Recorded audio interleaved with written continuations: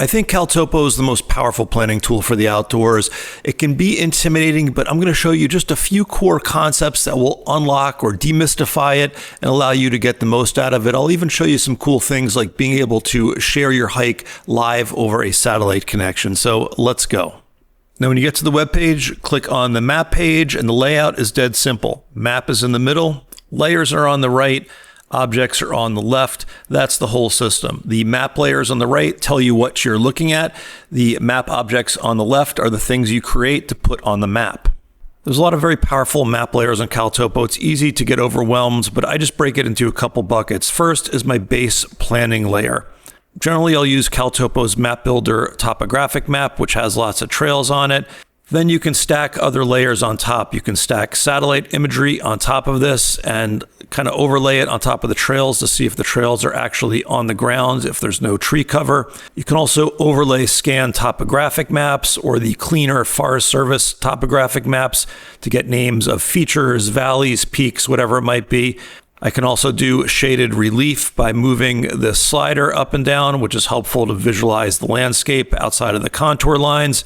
With these basic layers, I can see where I want to go, where the trails are, and how to plan my adventure out. Then I have what I call the conditions layers, and these are going to help me make sure where I plan on going is going to be safe and what the conditions are. The first nice one is slope angle shading.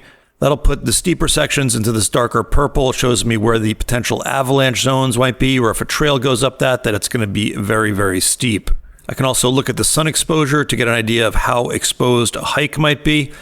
I like fire history. That'll show me where historic forest fires were, and it'll show me if I'm going to be hiking through a burn area.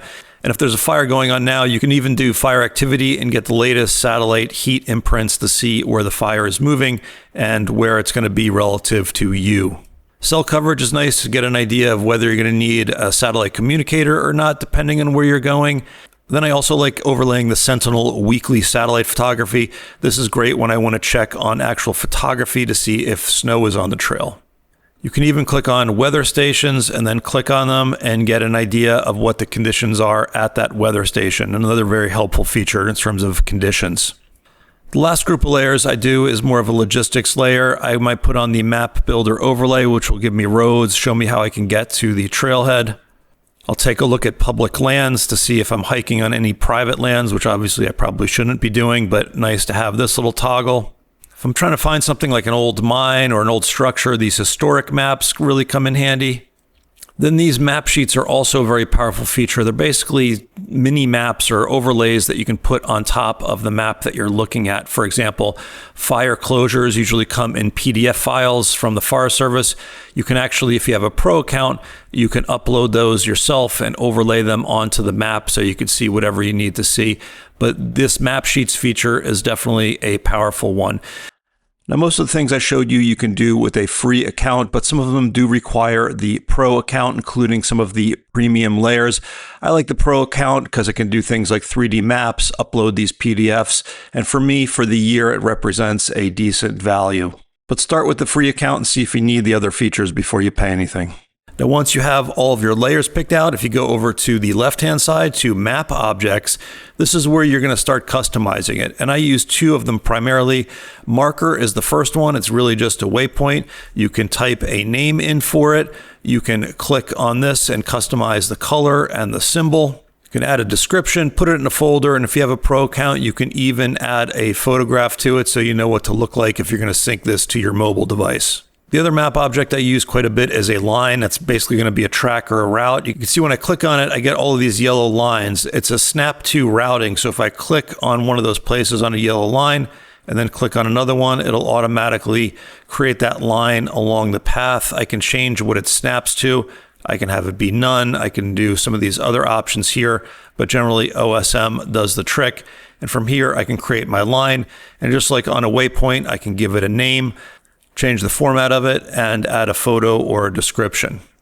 Now at this point, I have my waypoints en route and I'm ready to use it. Usually what I'll do is I will export this to a GPX file. I'll generally take that GPX file and I'll import it into another tool. For Apple Watch, I'll use Footpath. If I'm going to do my Garmin, I will import it into a course, and all of the information that I saved in there has been imported here, and now I can bring it out in the format that I need it. You can also do things like print this to a PDF file or even order a paper map based on this. If you have a pro account, you can even make a Garmin custom map. So you can spit this custom map layer view out, put it directly onto your device. Definitely a powerful feature. Now, if you have a pro account or a mobile account, you can just sync this with your phone. Download offline maps while you're still in range, and then you can use this to navigate. Now, the interface for navigating is not that great. There's definitely quirks. It doesn't always work correctly for me, but the way it works is you click on a feature like the route we had, and then you can navigate. You get a little arrow showing you which way to go. You can do the same thing with waypoints. And the cool thing about waypoints is, remember, we saved that image at the waypoint. When I come to that waypoint, I can click on it and see that image and kind of know what to expect. So that's a helpful feature to have. I can also drop waypoints and take a picture there. So if I want to document the trail, it's easy enough to save that photo as a waypoint. And if you're in and out of cell phone range, there's a handy little button here, this little cloud. You can just force it into offline mode, so it'll only use the things that are downloaded. I generally do that. It works really well. Now, the main thing I do is record a track, and if you hit record track right here, you can simply record your position as you go. And if you've saved this map and shared the link with it, as you're recording, people who have that link can follow your progress on the map. And this works over T-Satellite. So you can do this similar to what you can do on a Garmin InReach over satellite. Very, very powerful. Another cool feature you can do on T-Satellite is you can download map tiles over satellite. So if you need to get another map layer in there, you can download that over the T-Satellite connection as well.